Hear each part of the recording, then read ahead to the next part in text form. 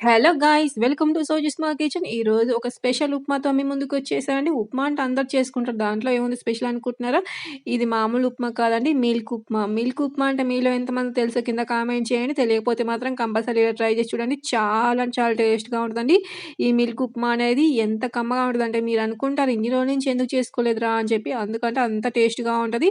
ఈ మిల్క్ ఉప్మా మీద కొంచెం ఘీ వేసుకొని తింటుంటే ఆ టేస్టే వేరండి. ఇంక మనం దీంట్లో ఏ చట్నీ కూడా పెట్టుకోవాల్సిన అవసరం లేదు. ఇలానే తినేయొచ్చు. ఎంత ఉప్మా అయినా తినేస్తాం. అంత కమ్మగా ఉంటది. కంపల్సరీ ట్రై చేయండి.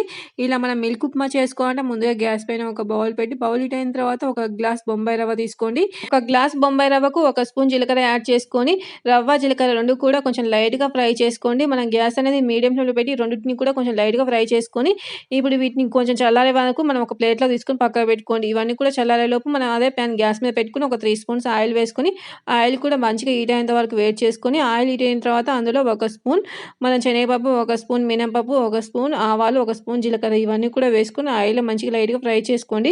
ఇవన్నీ కూడా వేయడం వల్ల మనకు మిల్క్ ఉప్మా అనేది చాలా అంటే చాలా కమ్మగా ఉంటుంది. అందుకోసం ఇవన్నీ కూడా వేసుకొని ఆయిల్‌లో కొంచెం లైట్‌గా ఫ్రై చేసుకోండి. ఇవన్నీ కూడా కొంచెం లైట్‌గా ఫ్రై అయిపోయిన తర్వాత సన్నగా కట్ చేసుకున్న పచ్చిమిర్చి, అలాగే కొంచెం అల్లం, కొంచెం కరివేపాకు కూడా వేసుకోండి. దీంట్లో ఆనియన్స్ మాత్రం వేసుకోకండి.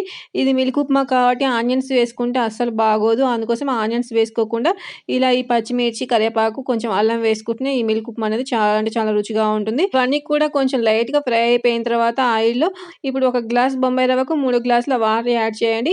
వాటర్ అనేది మనం ఇన్ని వాటర్ వేస్తే మనకు ఉప్మా ఎలా ఉంటుంది బావుంటుందా అనుకుంటాం గానీ చాలా రుచిగా ఉంటుందండి. ఇలా 3 గ్లాసుల వాటర్ యాడ్ చేసిన తర్వాత ఒక గ్లాస్ పాలు యాడ్ చేయాలి. అలా పాలు మనం వాటర్ యాడ్ చేసిన తర్వాత మంచిగా కలుపుకొని పాలు ఈ వాటర్ అంతా కూడా వాటర్‌లో బాగా మరిగేంత వరకు మరిగించుకోండి. ఈ పాలని వాటర్‌లో ఎంత బాగా మరిగిపోతే మనకు ఉప్మా అనేది అంత టేస్ట్‌గా ఉంటదండి. మెయిన్ సీక్రెట్ అంటే ఈ పాలనే చెప్పొచ్చండి ఉప్మా టేస్ట్ రావడానికి. ఎందుకంటే ఈ పాలు యాడ్ చేయడం వల్ల ఉప్మా టేస్ట్ అనేది డబల్ అవుతుంటది. అసలకి ఎంత కమ్మగా ఉంటదో నోట్లో ఇలా పెట్టుకుంటే ఉప్మా అనేది అలా వెళ్ళిపోతదండి. ఎంత ఉప్మా తింటున్నామో తెలియకుండా అంత తినేస్తాం. అంత కమ్మగా ఉంటది. పిల్లలైతే ఎంత టేస్ట్‌గా ఉందని చెప్పి ఎంత తినేస్తారో అంత టేస్ట్‌గా ఉంటదండి. కంపల్సరీ ట్రై చేయండి ఈ మిల్క్ ఉప్మా అనేది. ఇలా పాలన్నీ కూడా వాటర్‌లో బాగా మరిగిపోయిన తర్వాత మనం రవ్వ అనేది యాడ్ చేసుకుంటూ బాగా కలుపుకోవాలి. రవ్వ మొత్తం ఒక్కసారే వేసి మీరు స్పూన్‌తోని కలిపారనుకోండి రవ్వ మొత్తం కూడా ఉండలు కట్టేస్తుంటది.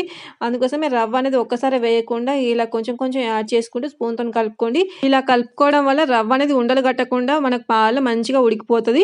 మనం ఇప్పుడు సాల్ట్ యాడ్ చేయొద్దండి. సాల్ట్ యాడ్ చేసామనుకోండి పాలు విరిగిపోతాయి. అందుకోసమే సాల్ట్ ఇప్పుడు యాడ్ చేయొద్దు. కొంచెం జోరకగా ఉన్నప్పుడే గ్యాస్ ఆఫ్ చేసుకోవాలండి. మరీ గట్టిగా అయ్యేంత వరకు ఉడికించుకోవద్దు. మనం గట్టిగా అయ్యేంత వరకు ఉడికించుకుంటే అస్సలు బాగోదు ఈ మిల్క్ ఉప్మా అనేది. అందుకోసమే కొంచెం జోరకగా ఉన్నప్పుడే గ్యాస్ ఆఫ్ చేసుకోవాలి. ఒక 5 మినిట్స్ మనం దీంట్లో ఈ రవ్వను వేసి ఉడికించుకుంటే సరిపోతది. ఇలా కలుపుకోవాలండి. మనం కలుపుకోకపోతే మధ్యలో కింద అడుగంటిపోతది. అందుకోసమే ఇలా కలుపుకుంటూ గ్యాస్ అనేది మీడియం ఫ్లేమ్‌లో పెట్టి ఉడికించుకుంటే సరిపోతది. ఇలా పాలల్లో మనం రవ్వ వేసి ఉడికించుకున్నాం కాబట్టి ఈ ఉప్మాకే టేస్ట్ అనేది డబల్ అవుతదండి. కంపల్సరీ ట్రై చేయండి. చాలా ఈజీ అండ్ టేస్ట్‌గా ఉంటది కాబట్టి కంపల్సరీ ట్రై చేయండి. ఎలా వచ్చిందో కింద కామెంట్ చేయండి. ఇలా మంచిగా కలుపుకుంటూ ఒక 5 మినిట్స్ ఉడికింటే సరిపోతది. మనకు 5 మినిట్స్ కూడా ఏం పట్టదండి. కొంచెం మనం ఒక 2 మినిట్స్ అలా ఉంచుకుంటే సరిపోతుంది. ఇప్పుడు గ్యాస్ ఆఫ్ చేసి ఇప్పుడు ఆ వేడి మీదనే మనం సాల్ట్ అనేది యాడ్ చేయాలి.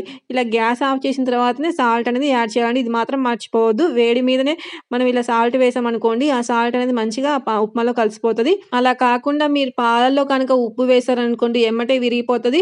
మనం రవ్వ వేసినప్పుడు కూడా ఉప్పు వేస్తే పాలు విరిగిపోతాయండి. అందుకోసమే గ్యాస్ ఆఫ్ చేసిన తర్వాతనే వేసుకోండి ఉప్పు అనేది.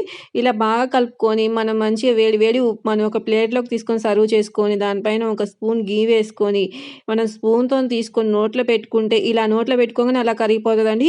ఎందుకంటే అంత టేస్ట్‌గా ఉంటది. మిల్క్ అండ్ ఘీతో చేసాం కాబట్టి ఉప్మా అనేది ఎంత టేస్ట్ ఉంటదంటే అసలు నోట్లో పెట్టుకోవడమే ఆలస్యం అండి. మనం నోట్లో పెట్టుకున్న విషయం కూడా తెలీదు. ఎందుకంటే అలా పెట్టుకుంటే అలా వెళ్ళిపోతది. అంత స్మూత్ అండ్ ఎంత టేస్ట్‌గా ఉంటది. అసలకి ఎంత బావుంటదంటే మీరు కంపల్సరీ ట్రై చేయాల్సిందేనండి. ఎలా వచ్చిందో కూడా చెప్పండి. మరి మీకు గనుక మన ఛానల్ నచ్చినట్లయితే లైక్ చేయండి, షేర్ చేయండి. అలాగే సబ్స్క్రైబ్ చేసుకోవడం మర్చిపోకండి మరి.